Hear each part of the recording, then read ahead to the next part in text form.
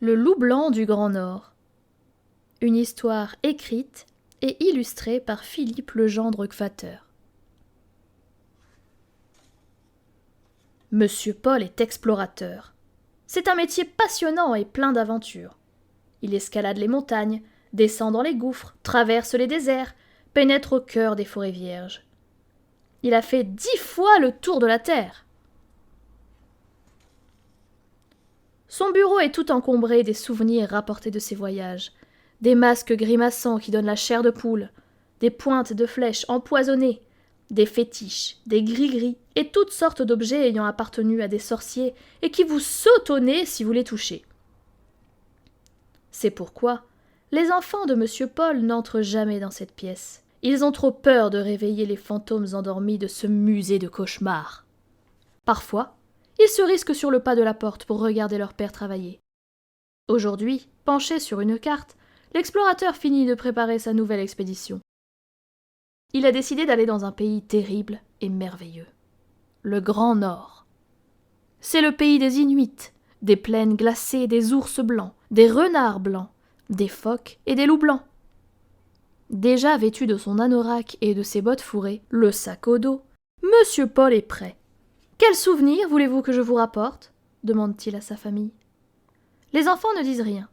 « Une fourrure de loup blanc ferait un merveilleux couvre-lit, » dit sa femme. « Ce serait un cadeau de rêve, et ça me tiendrait chaud aux pieds. »« Parole d'explorateur, vous l'aurez, votre peau de loup, » dit Monsieur Paul. Les enfants tremblent en imaginant le nouveau souvenir que leur père va rapporter. Une peau de loup avec une tête de cauchemar, des crocs terribles et les yeux injectés de sang.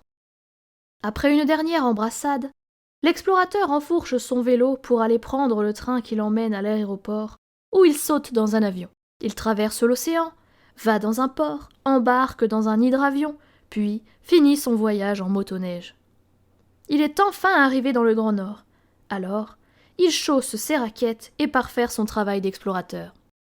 Il fait des croquis, note dans son carnet de route la vitesse du vent, l'épaisseur de la neige et la température, qui est de -40 degrés. Il étudie aussi la vie des Inuits, et comme eux, il mange du poisson cru et dort dans un igloo. Le chef Inuit l'emmène sur la mer dans son kayak. Monsieur Paul filme les phoques, les ours blancs qui se baignent, et aussi les baleines qui plongent en faisant de grands éclaboussements. Puis, son travail étant presque terminé, il songe à la promesse faite à sa famille, rapporter une peau de loup blanc. Il décide donc d'attraper un loup.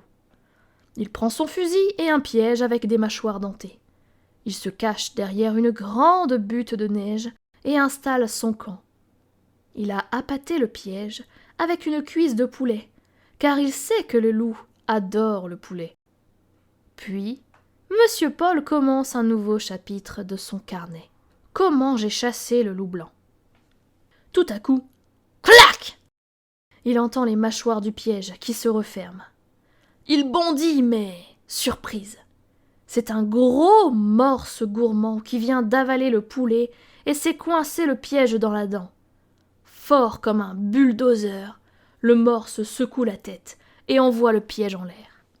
Voyant l'animal furieux, prêt à s'écraser, Monsieur Paul court se cacher derrière la butte de neige. Mais c'est pour y découvrir une autre catastrophe. Une famille de renards des neiges s'est attaquée à ses dernières provisions et fait un véritable festin. Prenant son fusil, l'explorateur tire des coups de feu en l'air pour disperser les petits voleurs. Il s'assied sur la butte pour se remettre de ses émotions, quand celle-ci se met à trembler. Qu'a-t-il provoqué? Un tremblement de terre? La butte se casse en 1000 morceaux, et voilà que se dresse un grand ours blanc, faisant craquer la couche de neige qui lui servait de couverture. De très mauvaise humeur d'avoir été réveillé en sursaut, l'ours bondit pour réduire l'explorateur en charpie. Prenant ses jambes à son cou, Monsieur Paul court longtemps droit devant lui. Il sème l'ours, mais il se retrouve seul, perdu, avec sa boussole, son fusil et une énorme fatigue. Épuisé, il s'allonge sur la neige. La nuit arrive, il va se transformer en glaçon et ne plus jamais se réveiller. Une grosse larme gèle sur sa joue. Le lendemain matin, Le soleil se lève et un rayon de lumière vient chatouiller le nez de monsieur Paul. L'explorateur ouvre un œil puis l'autre. Il n'est pas gelé. Et même, il se sent aussi bien que dans son lit avec une douce chaleur.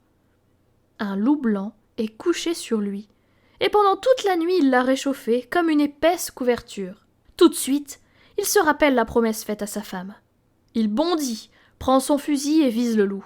La bête le regarde avec de grands yeux tristes et étonnés. L'explorateur réfléchit et baisse son arme. Alors le loup ouvre sa grande gueule et donne un bon coup de langue sur le nez de monsieur Paul. Quand l'explorateur rentre chez lui, toute la famille l'attend sur le pas de la porte pour l'embrasser.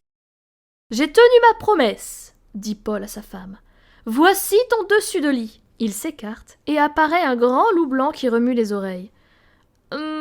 Dit sa femme, je n'imaginais pas un loup bien vivant. S'il monte sur le lit, il va tout salir, nous écraser les pieds, ronfler, se gratter. Il nous réveillera la nuit. Alors, je ne vois qu'une solution, dit monsieur Paul, le donner à un zoo. Les enfants, qui n'ont encore rien dit, s'écrièrent. On veut le loup tout doux pour se coucher contre sa fourrure, le loup grand et fort pour monter sur son dos. Et le loup est adopté. Les enfants ont gagné un ami pour leur jeu, et surtout, quand la nuit arrive, ils n'ont plus peur du noir, car les yeux du loup brillent comme des veilleuses. Et avec sa grande gueule, il avale les cauchemars.